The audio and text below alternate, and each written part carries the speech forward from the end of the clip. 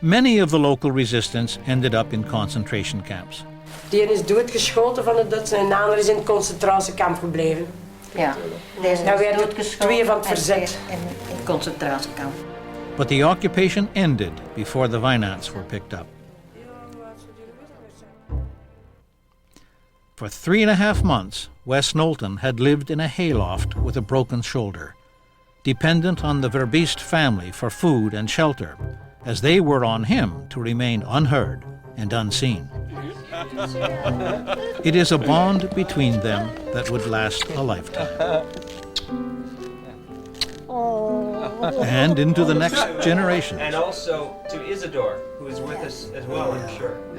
Wat wij doen voor allemaal, maar ook zeker ook voor de pijnlijk.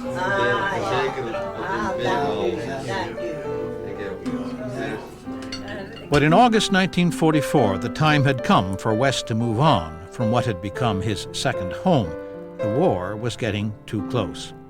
It was too dangerous to stay there because they knew that the Zwarte Brigade wanted to do something, blow a bridge or something like that. And if he was found, the whole family would be shot down, or he perhaps not, but the other people certainly.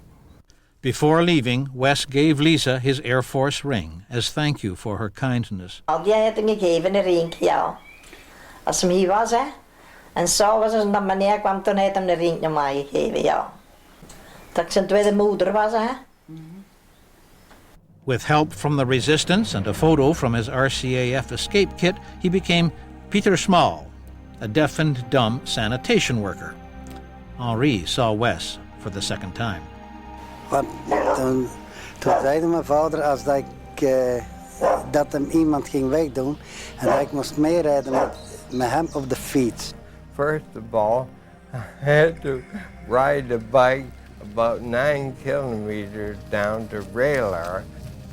For Wes, 3.5 months without activity plus a broken shoulder meant a painful journey. En dan zijn we met de fiets gereden en als we hier beneden op de weg kwamen, daar kwam een kolom Duitsers af die gingen oefenen hier.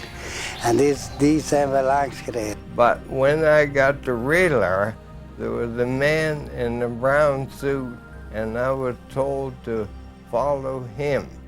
En dan aan een tram, daar stond een meneer, maar ik had de hier tags ervoor gezien. Die was hier geweest, tags ervoor was hij al hier geweest en daar zag hij staan. En die knikte door en vader zus met zijn hoofd, maar meer deed hij niet. Wes followed the man in the brown suit and got on a streetcar. Sitting down, he found himself wedged between 2 German soldiers. Fearing the worst, Isidore rode ahead to the next stop, leaving a nervous Henri by himself. Echte gevaar, dat wist ik dan niet van. Afraid because he saw lots of things. German soldiers picking up the people, taking them the camp near the home. So he wasn't afraid, but that time he was afraid. Changing trams in Louvain, the brush with the enemy was closer. There was a German soldier who was trying to get on the tram at the same time, and the man in the brown suit got on, and so Wes had to get on too. The tram started pulling out of the station and we were walking along the platform. He looks at Wes and he hands him his rifle. Gives him his rifle, takes off his kit bag, throws it up on the tram. Then he takes Wes reaches out and hands him his rifle. And so the guy takes his rifle and he reaches down and pulls Wes up. And this was all done as natural as anything. In Brussels, Wes was met by Madame Houghton and her sister, Georgette de Vroux. He would stay at their apartment, and a third girl, Jo de Verp, would serve as their interpreter. When I got into Brussels, this doctor came over to see me and decided that he better get me into hospital. And he was Dr. Wolfart. And Dr. Wolfart spoke good English and made all the arrangements. And so the deaf and dumb Peter Small found himself in a small private hospital, posing, ironically, as a bombing victim.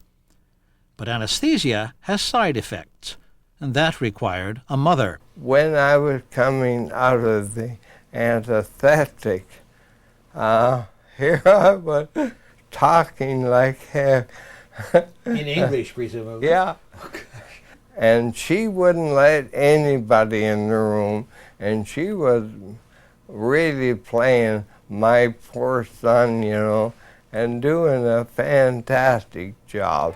On September the 17th, 1944, British troops entered Brussels, and Wes was there to greet them. He was flown back to a Canadian hospital at Bramshott, England. Back in England, Wes ran into Don Harrison, the flight engineer. Don had been liberated from a resistance camp in the Ardennes. With the odds at 1 in 100, 2 of the 8 crew from E for Easy had evaded capture. 54 years later, the bonds with the Belgian people continue to grow. I'm especially proud of the Belgian people. Not only do I feel wanted here, but I feel loved. The people who lived through the trauma of these events don't easily talk about them, but their stories need to be told, not simply lest we forget, but lest we fail to learn from their courage and sacrifice and allow history blindly to repeat the same mistakes yet again.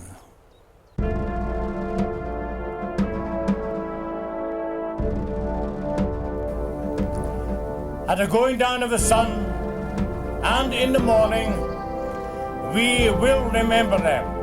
We will remember them.